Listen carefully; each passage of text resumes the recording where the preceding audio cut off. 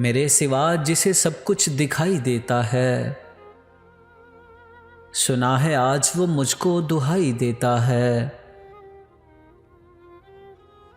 वो बात तक न करे, मुझसे गम नहीं मुझको।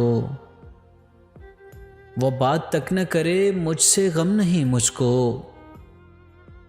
वो दुश्मनों को मगर क्यों रसाई देता है।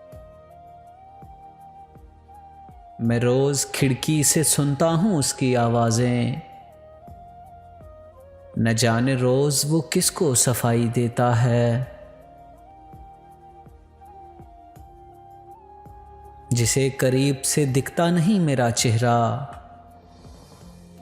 सुना है दूर तक उसको दिखाई देता है। वही मरोड़ के रख देगा एक दिन वासिल,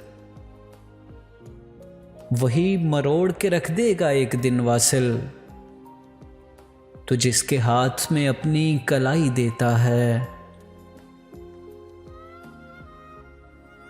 मेरे सिवा जिसे सब कुछ दिखाई देता है, सुना है आज वो मुझको दुहाई देता है।